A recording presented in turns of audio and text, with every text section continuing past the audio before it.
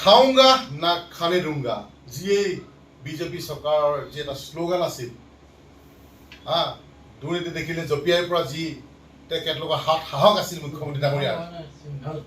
আজি আমি দেখিবলৈ পালোঁ চাওক আজি প্ৰায় এমাহ উকলি গ'ল আমি যি এই অবৈধ যি গাহৰি বাহিৰাজ্যৰ পৰা অহা যি গাহৰিৰ ওপৰত যি আমি কাৰ্যসূচী হাতত লৈছিলোঁ আমি আমাৰ আয়ুক্ত মহোদয়ৰ যোগেদি যি আমি আয়ুক্ত মহোদয়ক যি স্মাৰকপত্ৰ প্ৰদান কৰিছিলোঁ কিন্তু আজি পৰ্যন্ত একো বিবেচনা নকৰিলে একো বিবেচনা নল'লে গতিকে আমি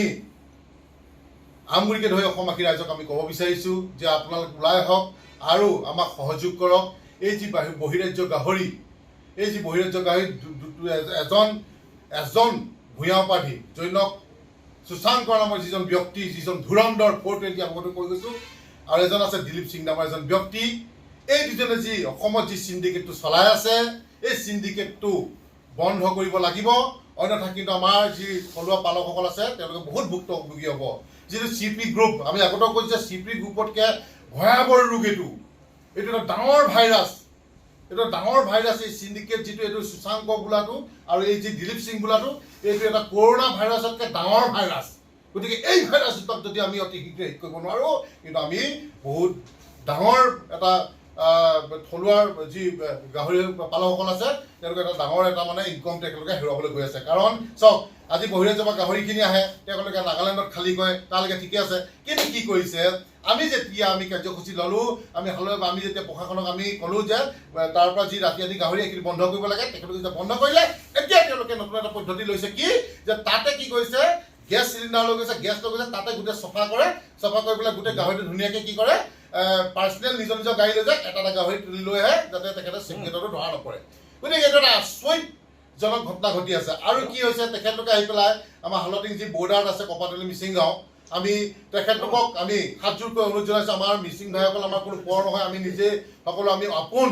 আমাৰ নিজৰ তেখেতলোক গতিকে তেখেতলোকৰ কি হৈছে সকলো নহয় সকলো তাতে যিসকলে গাহৰি মাংস কাটে সকলো তাত জড়িত নহয় কিন্তু কিছু লোকে কি কৰিছে সেই মাংস কি আছে সেই গাহৰি কি আছে মৰা গাহৰি বীজাণু লাগি অহা গাহৰি এই তাত গেছেদি চফা কৰি পেলাই প্ৰায় দৈনিক 5-6টাকৈ গাহৰি আনি পেলাই ইয়াত কাটি পেলাই কি কৰিছে আমাৰ নগা ৰাজ্যলৈ যিসকল ধৰি লওক আজি তাত গৈ পেলাই গাড়ী ৰখায় সেই মানুহসকলে কিন্তু কিনি লৈ গৈছে বা আজি তাত হালটিং থকা আজি আমগুৰি বাগানত থকা লোকসকলে কিন্তু তাত কিনি পেলাই কিন্তু সেই মাংসখিনি খাই পেলাই আজি কি কৈছে হাৰ্টৰ বেমাৰ আহিছে কেঞ্চাৰ ৰোগ আহিছে ভয়াৱহ ৰোগত কিন্তু এই বস্তুখিনি বিয়পি গৈ আছে গতিকে আমি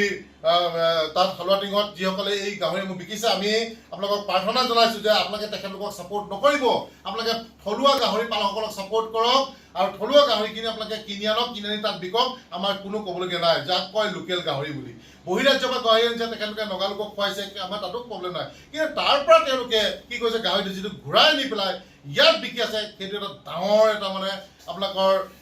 প্ৰশাসনত চকুত ধূলি দি এইটো ডাঙৰ এটা ক্ৰাইম কৰি আছে গতিকে অতি শীঘ্ৰে এই সুশাংক বোলা ধুৰন্ধৰটোক গ্ৰেপ্তাৰ কৰিব লাগে আৰু ই কি কৰিছে এখন গাড়ীত 1,15,000 টকাকৈ কিবা মেনেজমেণ্টৰ নামত লৈ আছে এইটো কি মেনেজমেণ্ট কিন্তু আমি আজিলৈকে বুজি পোৱা নাই গতিকে মুখ্যমন্ত্ৰী ডাঙৰীয়াক আমি অনতি পলমে আমি মুখ্যমন্ত্ৰী ডাঙৰীয়াক আমি সাক্ষাৎ কৰিম আৰু তেখেতক আমি বাৰম্বাৰ কৈছোঁ যে আপোনালোকে CM বিজনেছ তেখেত দিয়ক কাৰণ নামে বেনামে অজাত সম্পত্তি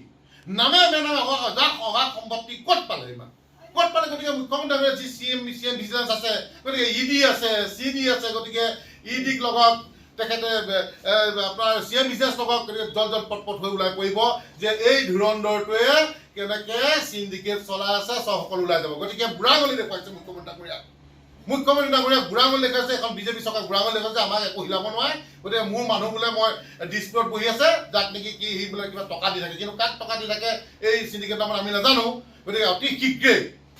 ইয়াৰ ওপৰত এটা উচ্চ দণ্ড হ'ব লাগে আৰু উচ্চ দণ্ড কৰি বিহিত ব্যৱস্থা ল'ব লাগে আৰু শাস্তিমূলক ব্যৱস্থা কৰিব লাগে অন্যথা কিন্তু ইয়াৰ পৰৱৰ্তী পৰ্যায়ত কিন্তু আমি DC কাৰ্যালয় ঘেৰাও কৰিবলৈ বাধ্য হ'ম তাৰপিছত যদি একো তেওঁলোকে কাণ হাৰ নকৰে আমি কিন্তু দিছপুৰ ঘেৰাও কাৰ্যসূচী হাতত ল'ম ইয়াৰ বাবে জগৰীয়া হ'ব চৰকাৰ তথা প্ৰশাসন